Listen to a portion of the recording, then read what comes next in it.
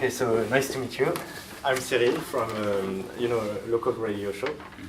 The radio is called Radio Campus because it's a campus like students. Sure. I'm not a student anymore for a long time. Not just Unfortunately. I work for free there. Unfortunately again. Yeah, no, but it's okay. I have another job. It's okay. Unfortunately again.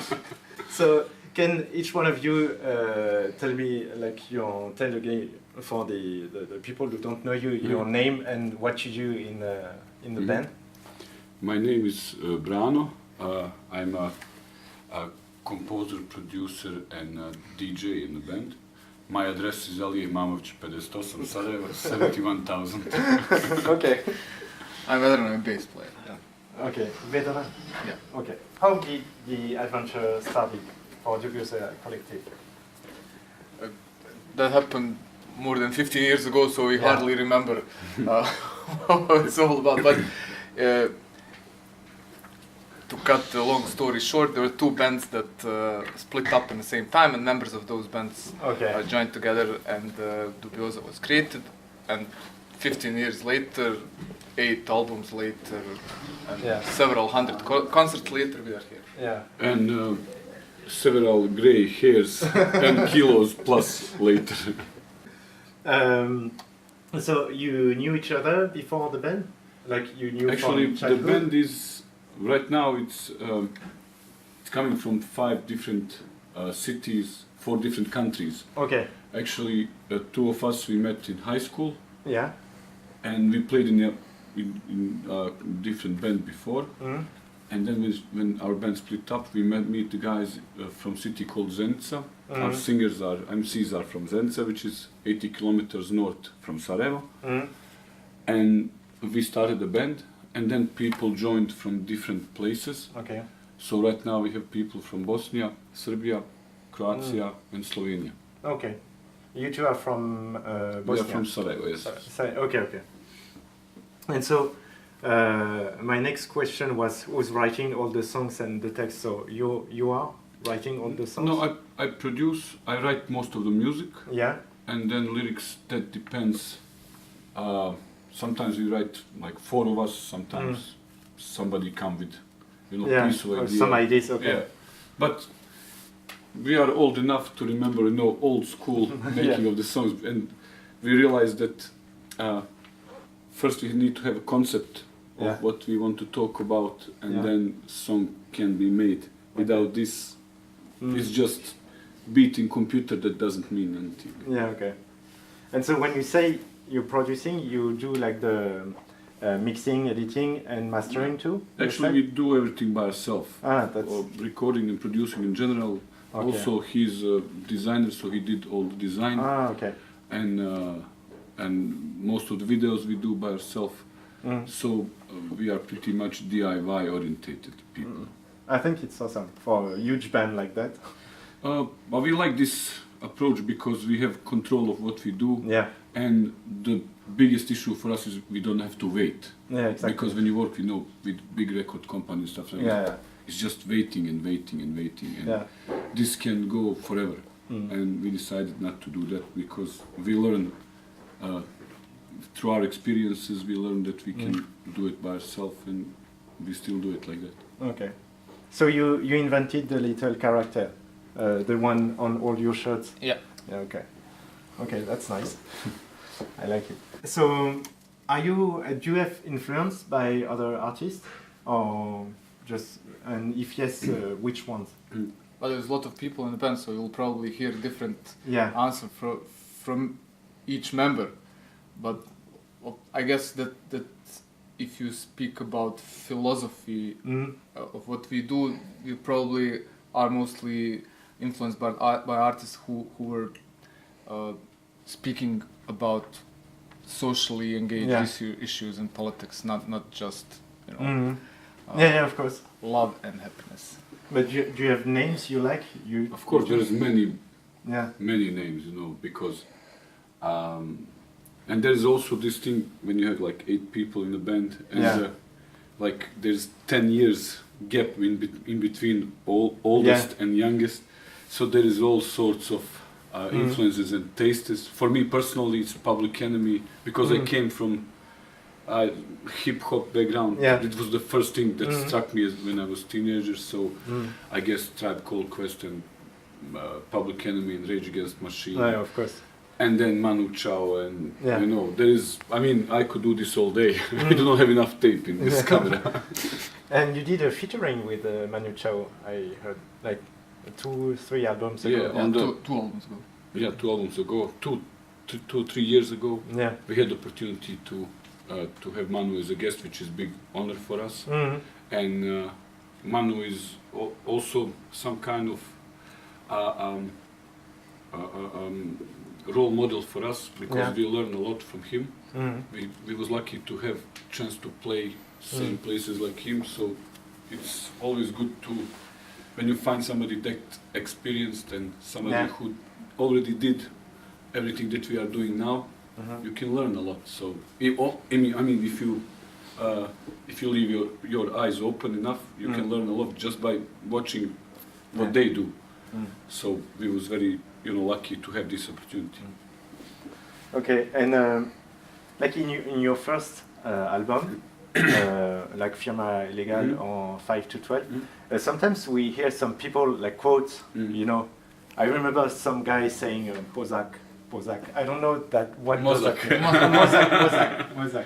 And who are those people, like politicians? Yeah, it's real life. Not only politicians. Not politicians, but I had this idea when we had 2 albums before this, but first 2 albums was in English language, and then some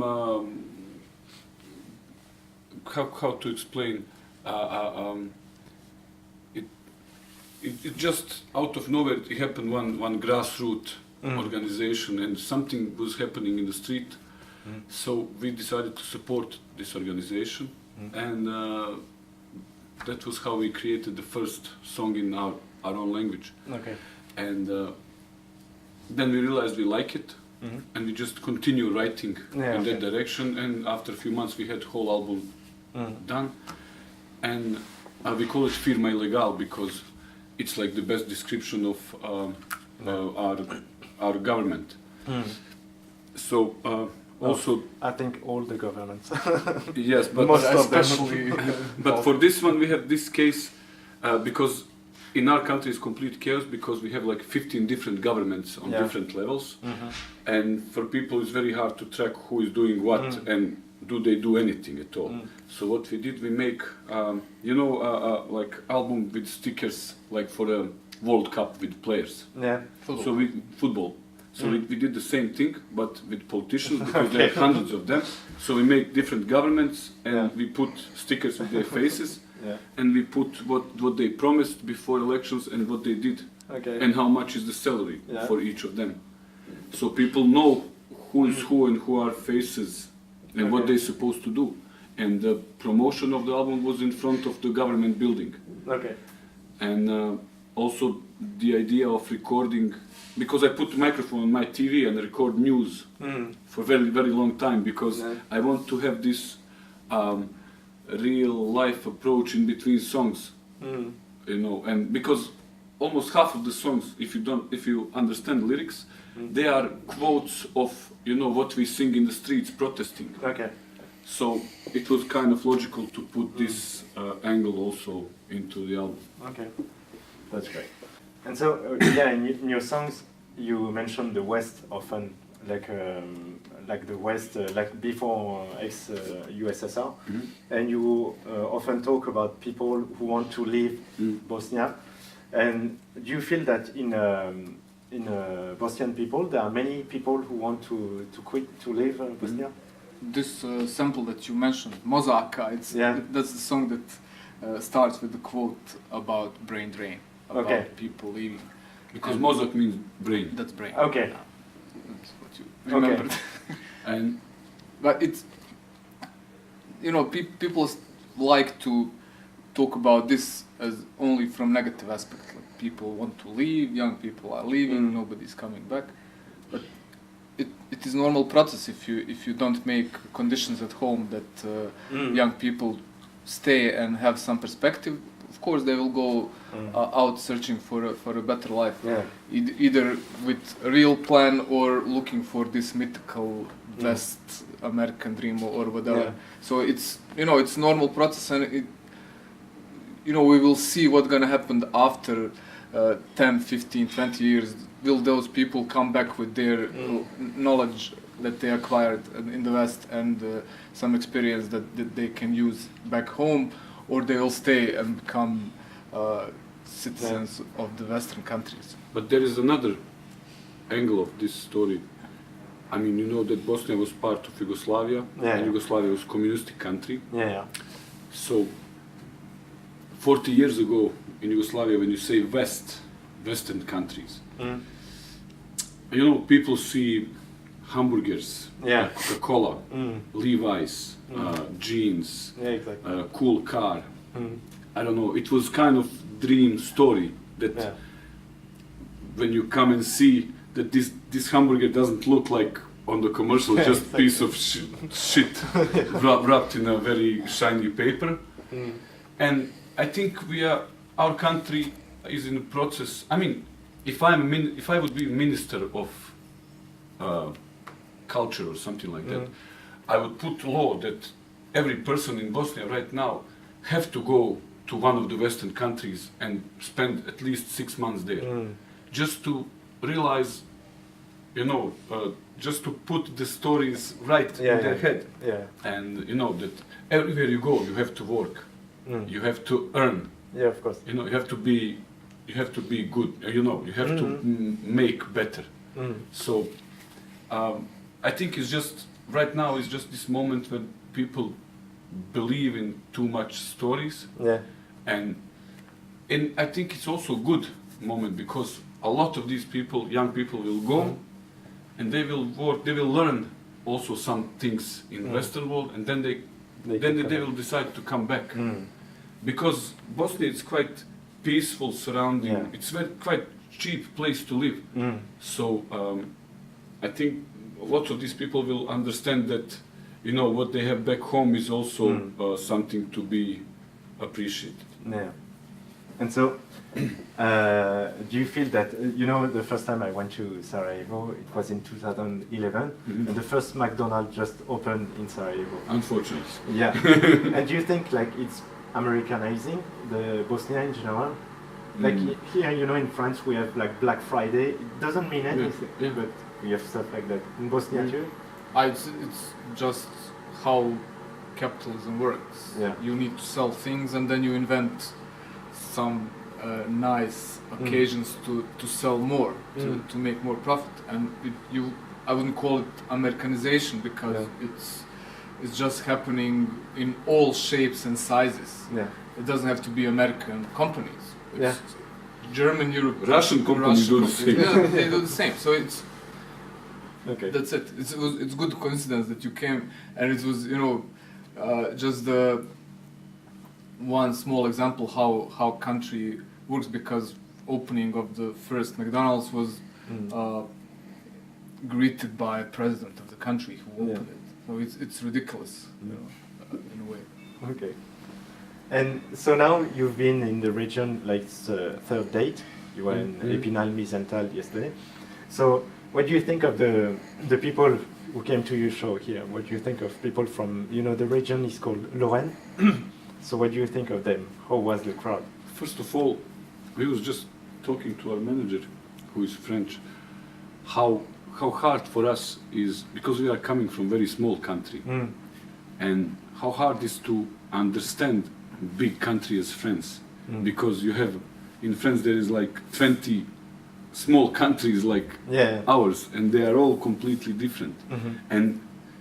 But on the other hand, everything, when you go, 150 kilometers in any direction, you will get something completely different. 3 different seas, Alps, different food, everything different. So it's even very hard to keep tracking of which region is where, And but this is we didn't spend a lot of time in this region. We was in Thionville before, and Bar-le-Duc. not just few times, and even first show the 3 days ago was very different than the show yesterday. And the place was different. So we're still learning. I'm curious to see what will happen tonight. Okay. And so, like in all your scene experiences, like, do you remember one you really enjoyed, or one really nice, one thing you will remember all your life? We often ask the question, what was the memorable thing that happened during the concert, and then we often mention this festival in Barladuk, where we had a guy in a full-size metal bathtub being carried away across the audience, and he was crowd surfing in a bathtub, and we were. It was not enough for him to do normal crowd surfing. He also brought this huge metal thing with him, and nobody seems to have anything against that. So he was having like shower. So we're having middle of stage diving. Photos and videos of that. So we are not. But there is many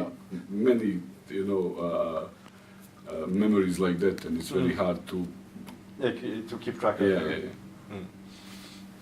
Okay, and my radio show is about music and travel. So I did Bosnia already because I talk about all the places I went. So of course, when I did Bosnia, I played your music. So what would you recommend to a tourist in Bosnia? What do they need to see? Actually, I had a friend from Czech Republic. We was playing some gigs like 1 week, and then we had week off, and then we supposed to go back to Czech Republic for another week.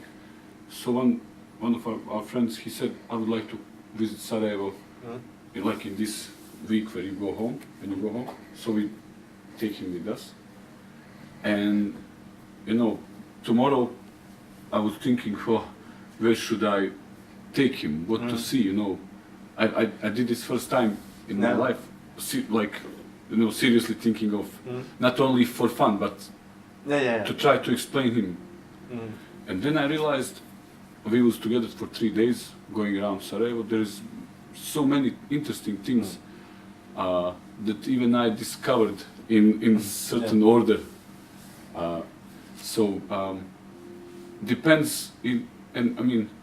Depends of interest of the person who is visiting. Obviously, there is very nice nature around there.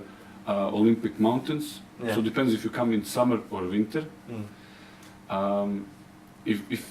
If you come to winter, it's very interesting to see the mountains and Olympics buildings and everything. And city obviously have this very crazy history.